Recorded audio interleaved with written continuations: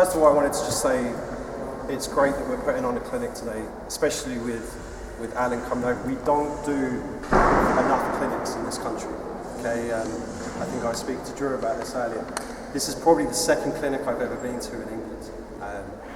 We have an issue with, I think, coaches learning. We need to do a better job of getting together as groups of coaches and trying to learn from each other. For me personally, clinics are great, and you'll get little bits from clinics. You might get a couple of drills, a couple of nuggets, but the actual time where you get to learn a lot of the time is when we meet as coaches and we debate things. We talk about ways we might guard certain actions or certain drills or whatever it might be, but when we get together as groups of coaches, it's usually when you start to learn more. I find that anyway. I think that we need to do a better job in this country of getting together as coaches and talking more and not being so territorial about what we have learned or what we might not. I feel like spending time in Denmark and Canada the last couple of years, they do a better job, I feel like, of sharing knowledge, okay? And I've got coaches in my league when I was coaching in Denmark last year. We'll sit down after a game, I've just played them, I beat him or he's beat me, and we'll discuss the game, we'll discuss certain ways to guard ball screens or certain actions that they run. I find like in this country we need to do a better job as coming together as coaches and talking about basketball. I think it's something that we need to do a better job of. Today I'm going to talk about offensive youth development. And what I'm going to show you is what I did in Denmark over the last couple of years. So when I got to Denmark, we had under 10s, 12s, 14s, 16s, 18s, Division 2 and men, pro men. And it was really fragmented. So we had a lot of different coaches doing different teams, but none of us really kind of were doing the same thing, if that makes sense. So the under 12s team, when they went up to under 14s, would have to learn a whole different system because the other coach had put in a different system or a different way of playing. So what I did when I got there is I tried to formulate a system where everyone was kind of doing similar things, so that when they moved up through the age groups, it was easy for them to move to that next age group because they were doing pretty much the same stuff. Even when we got into our pro men's team, some of our younger good players would train with the pro men's team. It was nearly the same practice, same stuff, same offenses, same actions. Okay, so what I'm going to kind of show you is how we build this up. We build it up with our under 12s, 14s, 16s, 18s, the same as we would with our men. Okay, so I'm going to kind of show you some drills that we do with them, and a lot of what we do is similar to what they do in Spain. Okay, I spent some time this summer with a coach called Tristan Taylor, who's the Real Madrid assistant coach, and he took me through, and Drew was there as well, he took us through the way that they build up their offense from 1 on 0, 1 versus 1, 2 versus 2, 3 versus 3, and so on. And for me personally, it was great to see how they do that, and in Spain they use that not only through all their national teams, but they'll use that through all of their club teams as well. So everyone is on the same page, so that when teams or their club teams go to the national team, it's similar to what they do with their club teams. And I think that's something that we need to do a better job of in England as well, is finding a style of play that suits us, and everyone kind of incorporating that in their clubs. And then we have our own way of playing. If you watch Spain, Serbia, all of these great European nations, you know how they're going to play. I mean, I scout them for the under-20s, and as soon as I get the tape, I can already tell you what they're going to run, because I already know it, because I've seen it at 16s, I've seen it at 18s, and it's going to be similar right up until they play for the men's. And I think that's what we need to do a little bit better job with in England as well. So a lot of the stuff I'm going to show you is what they kind of do in Spain, but I've adapted it to what I think suited our skill set in Denmark. So things like warm-ups, I find that if you do like a dynamic warm-up, and Alan does great warm-ups with basketball included. And it was something that we did with our strength and conditioning coach for the GB squad. He would do 5-minute dynamic warm-up, but everything was with the basketball, which I really like, because it gets you an extra 5 minutes of ball handling, an extra 5 minutes of footwork, instead of just doing the normal high knees or whatever it might be to get warmed up. If you're doing it with a basketball as well, it gets you another 5 minutes of after you've done it with your right foot, you're going to do the same thing, spin the ball back out, jump stop, and now we're going left foot jab, left foot dribble into a jump stop. Okay? going to do it the whole way across the floor until we get to the other side. Okay, you understand what I'm doing? I'll tell you more of the teaching points as we go. We'll just get you to go one time first. Okay? So,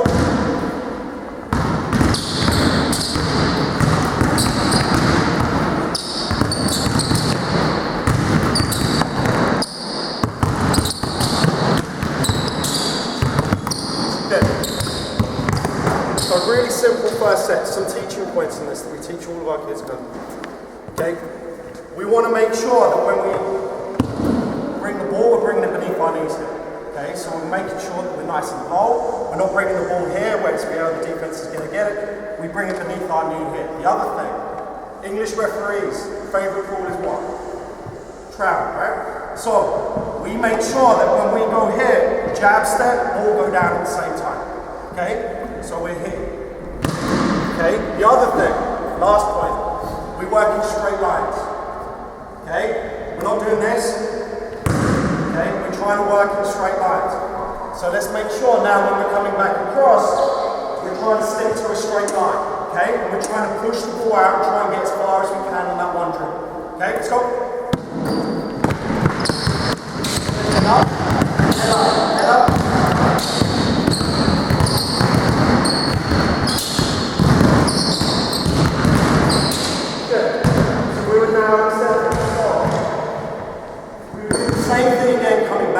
Now I'm going to go across them. It's the same exact thing. Now I'm here, instead of me jabbing with my right, I'm going to cross step, jump step. Same thing, spin the ball back out, and do it going the other way as well. Make sure we've got this sweep nice and low. Okay? So,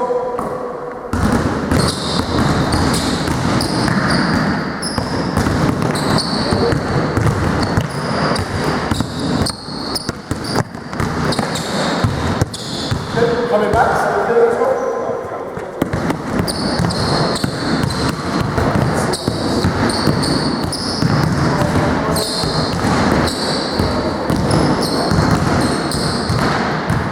So that would be our second set.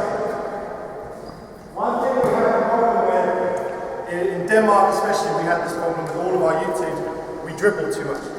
Way too much dribble. We talk about everything really in maximum 2-3 dribbles, that's what you should need. So now we would work on the same kind of series, but we would work on that first jab step or cross step, the defender cuts me off. What do I do now? So that was my primary move. Now I must have a secondary move.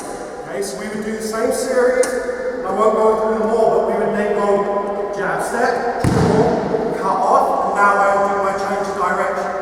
It might be a crossover through the legs, might be behind the back, it might be a spin dribble, whatever it might be. And we would work it up this way, making sure that they're not always just doing the jab. They might do cross step as well, so they're working on everything. I'm a big believer in, when the kids are very young, to making sure they try everything. Okay? I teach, with the pro men's guys, I teach dominant pivot foot. Okay? So everything, if I'm right-handed, my dominant pivot foot's always my left, okay? But with you guys, I want to teach you. So with all of our younger kids, we make sure that they can do everything. So they can go left, cross step, using both pivot feet, okay? So now what I want to do is go same thing, I'm going to try and work in a straight line. So I'm going to go first, jab, and then cut off. Second dribble is going to be a change of direction. Third dribble, you're going to push the ball right out there. Same thing, trying to work on the straight line. Yeah? So,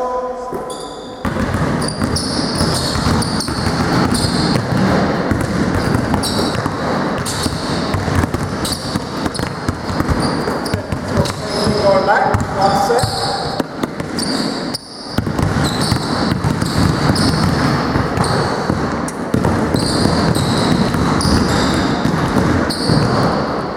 Good. And you can do 50 different versions of this, okay? You can do other things as well. And we'll make sure that each time we're doing different things. So we might do ones where it's here and we go reverse it. 1, 2, jumps. So a whole different series. So we make sure every practice it might be something slightly different. So they're learning continuously. It's just a quick way, 5 minutes at the start of practice, just to get into some footwork, some ball hand. Okay?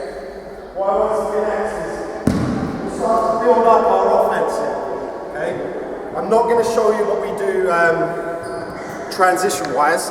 I'm just going to show you what we do in the half court. Okay? Because if we go the transition stuff, I've only got 45 minutes, and that would take most of the 45 minutes up. So, first thing that we would do in our build-up is we would start one-on-one. Okay? And very simply, the spacing for our offense is going to be 4 out, 1 in. Okay? I think that spacing-wise, that's the best way to go. I've seen a lot of guys try to do the youth teams 5 out.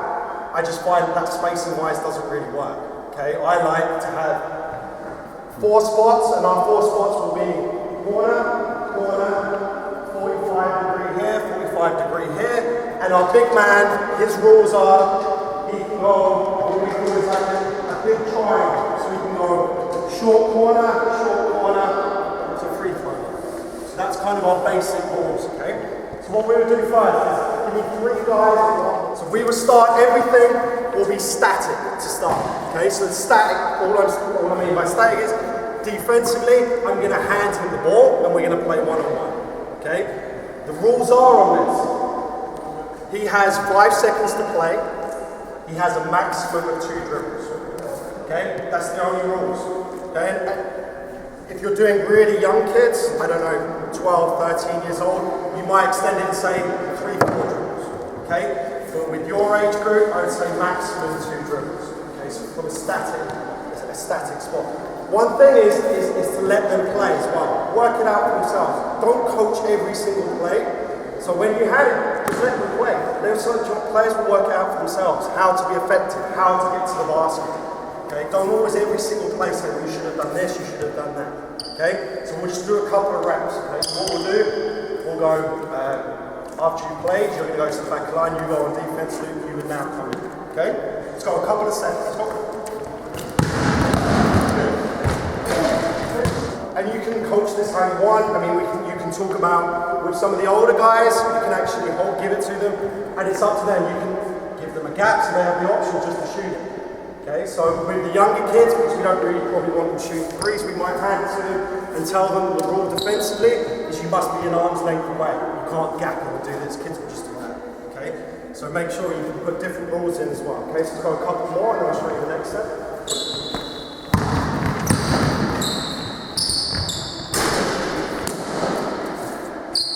Remember as well, the other thing is, you have your defense.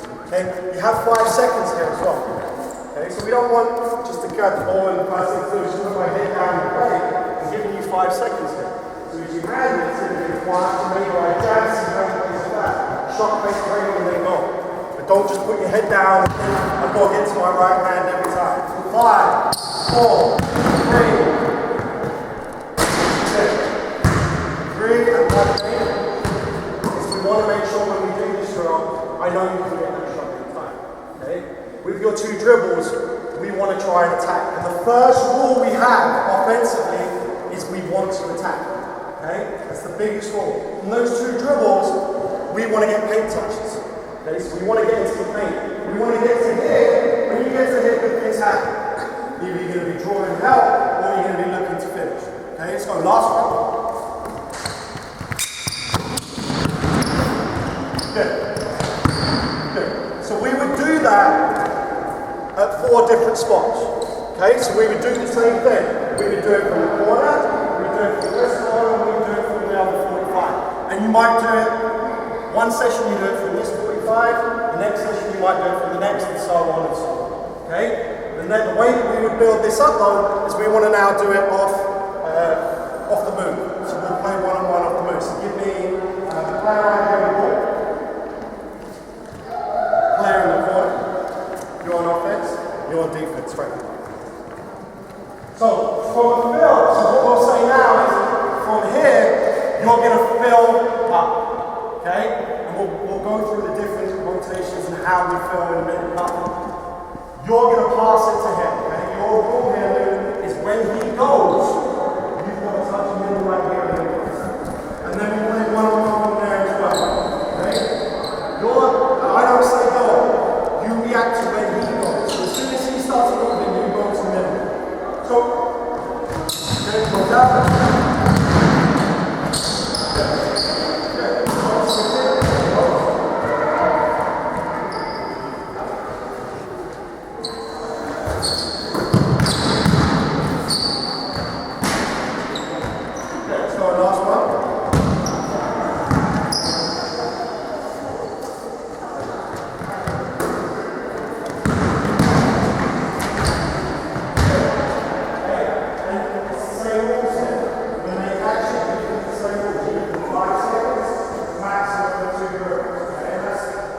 want to emphasize when you're doing the one-on-one stuff that attacking is like that. Try to attack, try to get it. Okay? Let's go. Okay, so we'll put in the next one. Okay, so the first rule is we want to look to attack on everything. Okay, we want to try and get things. Next rule is we always want to keep the opposite on the field of penetration. And that's similar to the dribble drive stuff.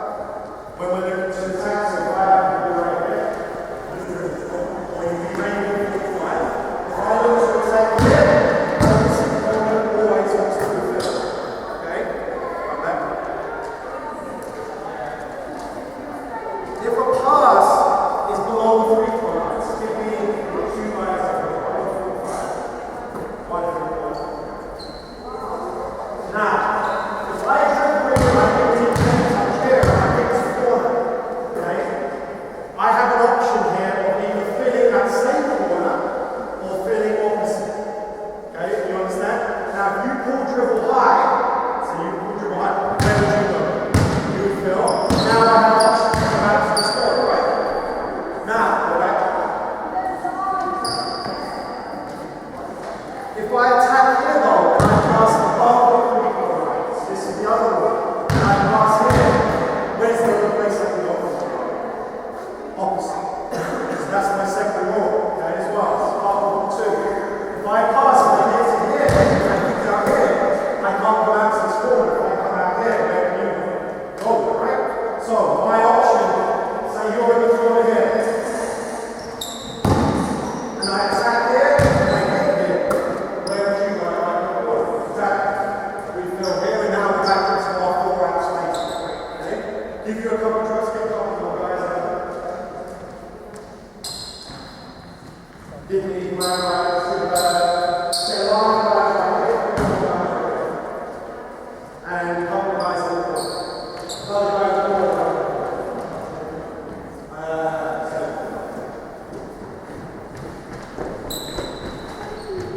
So, we'll now build this up to 2 on 0. Okay? Very, very simple. You're going to fill to the top right here. Okay, so you give them the ball. So you're going to fill. From here, we're going to look to penetrate. Okay? So you're going to look to get middle of the floor, deep paint up, come down to the floor. Do the dribble. Okay? So we want to try and get deep paint up. From here, there's this guy that's going. Penetrations are in here. So the corner, so as you go, here to the corner. Okay, now you have a couple of options, don't you? You can go out this side or this side because you pass away. Beneath the free throw, right? We're going to pull dribble right here. We're going to come out to the corner, we're going to hit you, and you're going to shoot jump. You're both going to rebound, and then we're going to do it off. Very simple to yes, 3-point line just like to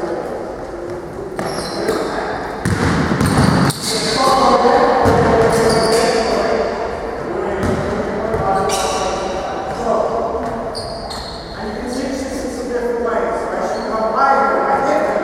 As you penetrate, my goal, I don't mind if you do this, I think that's too long. I would rather sprint to the corner, my last 2 steps with small slides, and then that's right. Okay? So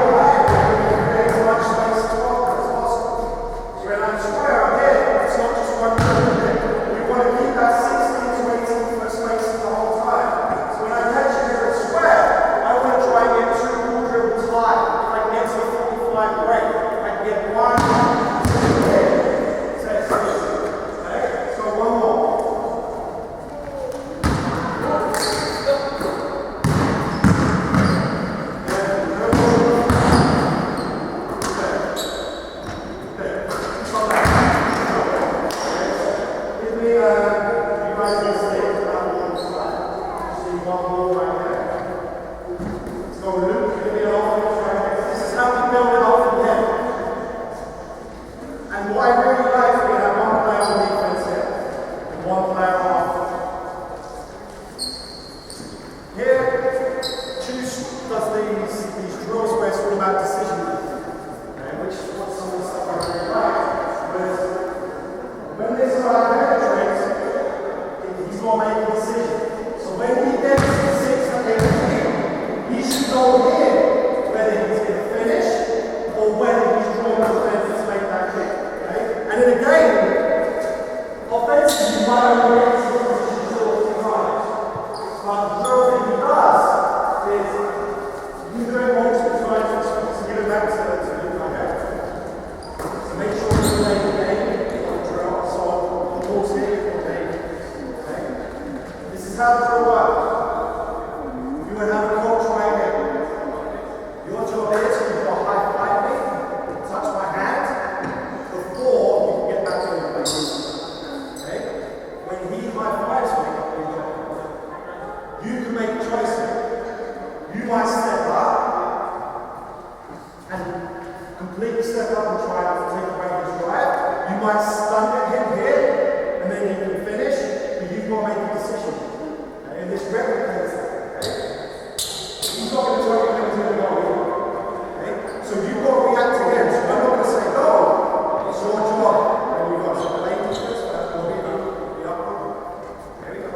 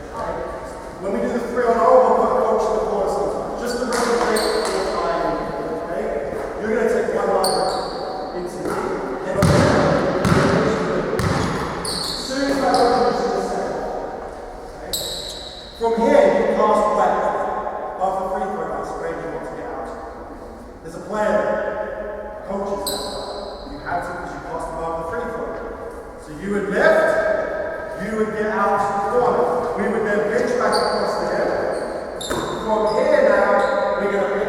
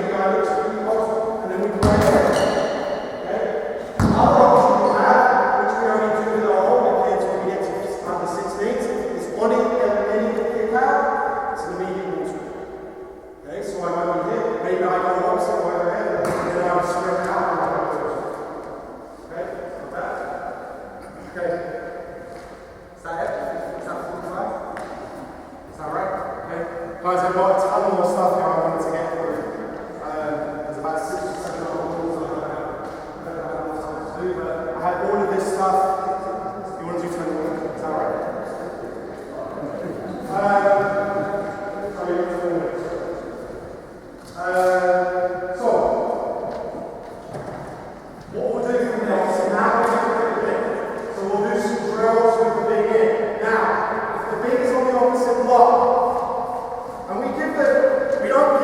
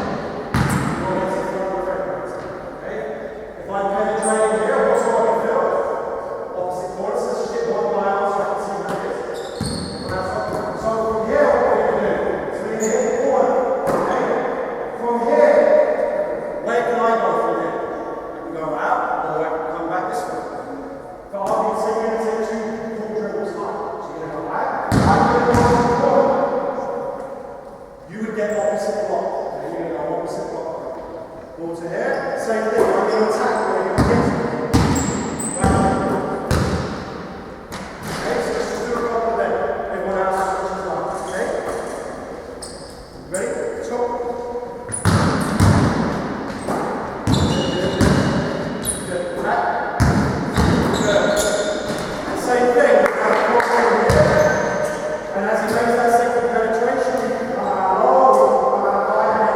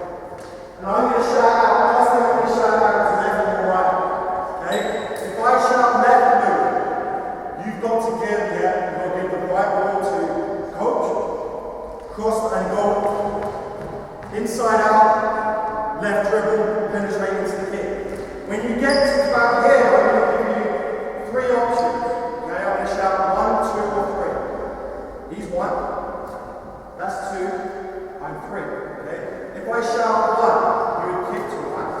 Okay? And then from here, you two are going to play one-on-one with this ball. Understand? And we have the same rules. 5 seconds, maximum of 2 dribbles. Okay? If I shout two, same thing. You're going to hit the corner here. And you two are going to play one with the ball on the chair here. The last one is 3, so if the loop comes off, and I shout 3, you're going to give the ball to me, you're going to give it to me straight back, it's going to finish. Both of you two are going to play one-on-one. You understand? Okay? So let's just go one through that. Just go one. Let's go. Left. 3.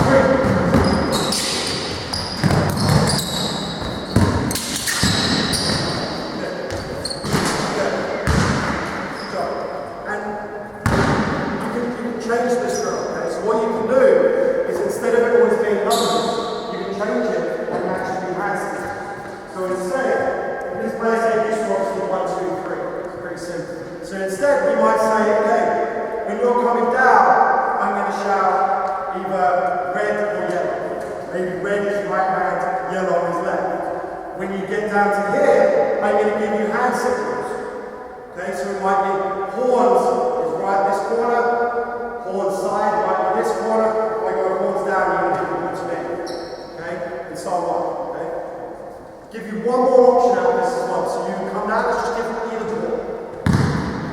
Now you're going to come in, same thing, corner. The other option you have is you can go full dribble back. You're going to come there.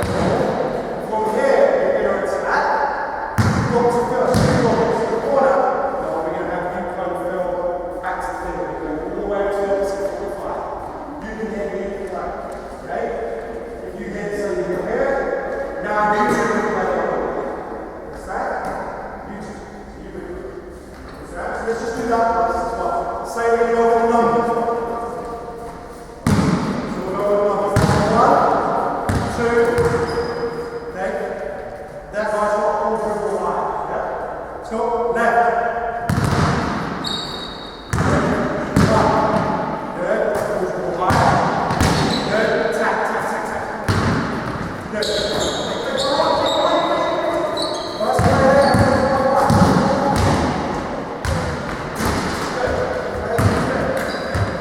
Another draw where some decision making off what was, but then you've probably seen that before. It's a draw. That's it.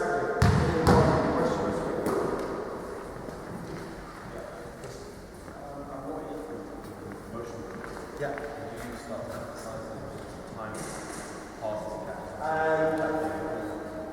I would say probably 14, 15 is when you start really emphasising the timing of it. When they're really young, I watched an under 14 game a couple of weeks ago, and I watched the coach at 14 sets. And I was like, I don't have 14 sets for my pro team. And I just was like, I couldn't believe they were running this many sets. I don't personally think the ball screen has changed the game completely. And I'm a big ball screen fan, and I'm not ball screen offense for my team. But I think when they're 12, 13, I don't think they need screens. They should be able to realising what should be creating with the ball screen. I think we should be able to create with the young 12, should be able to create with the dribble and learn how to draw help, to pass, to finish at the rim without having multiple screens. I mean, that's the thing. I saw this when he had horn sets, he had 4 high sets, he had box sets. I don't see how this is benefiting the kids. And that's the big thing. I think that with youth development, we've got to make sure it's about development and it's not so much about winning. Okay? I think that when you're speaking to Drew about this one, that in Spain, the best coaches actually coach the young kids, like the 10-year-olds and the 11-year-olds. It's not the best coaches don't coach the pro teams or the under 18s. They actually coach the really young ones. They're the best coaches. So they put their best coaches with the young ones, knowing they're going to benefit from that when they do get to good things. Yes.